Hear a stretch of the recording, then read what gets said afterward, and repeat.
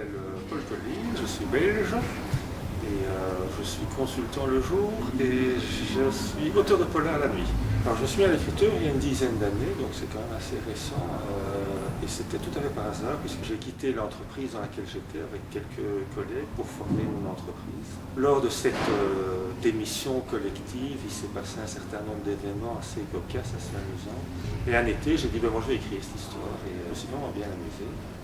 Et après avoir écrit ce bouquin-là, qui était plutôt romancé, j'ai eu le virus de l'écriture. Le premier bouquin était en auto-édition, impression digitale, très bien fait, que je sortais à une centaine d'exemplaires, que je distribuais à mes proches, à mes amis. Je participe à des forums, sur un forum où il y a des lecteurs, des auteurs de polar, et un auteur de polar qui s'appelle Hervé Sarr, qui était dans une coopérative d'auteurs-éditeurs, qui m'a dit écoute, tes bouquins sont sympas, tu devrais les éditer chez nous.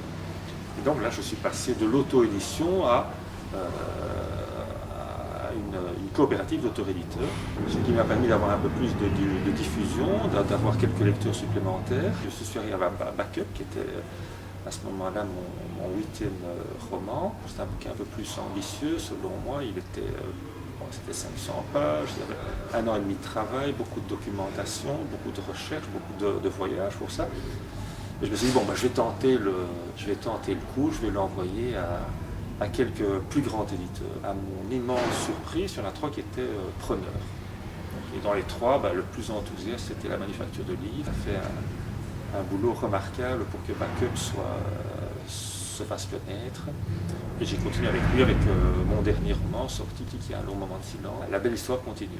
Les lieux dans lesquels se passent les actions, dans les bouquins, généralement j'y suis allé, et j'y suis allé au moment où j'écrivais le truc. Donc c'est-à-dire que je suis sur place et puis je capte des choses qu'on ne va pas trouver sur Internet. Donc, je ne sais pas, qu'il y a un orchestre qui t'occupe à jouer, qu'il y a un tableau là. Donc, j'essaie de capter des choses qui mettent en effet le lecteur dans la véritable ambiance du lieu. Donc, j'aime bien cette espèce d'écriture en temps réel. J'aime bien être, en effet, un peu en tension et pas potasser des trucs, ça me casse les pieds. Backup est né d'abord de 4 bouquins que j'avais envie d'écrire, puisque j'avais envie d'écrire des choses qui se passaient à Berlin, c'est une ville que je trouve fascinante. J'aime bien le Berlin du mur, j'avais envie d'écrire quelque chose sur le rock, parce que j'adore le rock, j'avais l'idée d'écrire un bouquin où le personnage serait dans le coma. Et puis il fallait que ça soit un polar, donc, et en mélangeant tout ça, j'ai obtenu Backup. Et l'idée m'est venue en écoutant la radio. Ils expliquaient les morts suspectes dans le monde du rock, comme Kurt Cobain qui se serait suicidé mais qui ne serait pas vraiment suicidé, comme Brian Jones qui est mort dans sa piscine, mais c'est bizarre. Voilà, tiens, là j'ai ce qui me manquait pour faire le ciment, c'est les morts suspectes dans le monde du rock. Puis j'ai mélangé tout ça et on arrive sur Backup. Un long moment de silence, c'est particulier puisque là j'ai rien dû inventer puisque l'histoire existe. Alors quand je dis l'histoire, c'est 2 histoires, c'est l'histoire avec un grand H, puisque c'est l'histoire, c'est ce qui s'est passé pendant la Seconde Guerre mondiale et après la Seconde Guerre mondiale avec les mouvements de population qui ont lieu à ce moment-là. La chasse aux nazis aussi, donc ça c'est de l'historique. Et puis il y a l'histoire avec un petit H qui est une histoire qui m'est proche.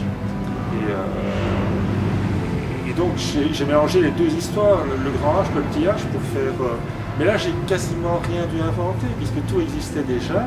J'ai dû mettre une trame polar là-dedans. Ça, c'est le travail de l'éditeur. Il m'a montré la couverture de Backup. La première chose que j'ai dit, on dirait un menu d'un restaurant Tex-Mex, avec tous ces trucs, poulet enchilada, chicken tacos, mais finalement, avec le recul, il m'a dit non, écoute, réfléchis, tu vas voir, c'est bien, ça sort du cas, c'est les affiches du rock à l'époque, et finalement, j'ai dit, écoute, je te fais confiance, et en effet, la couverture a vraiment marqué les gens qui l'ont acheté pour la couverture, donc sans savoir ce qu'il y avait dedans, ils disaient, la couverture est vraiment sympa.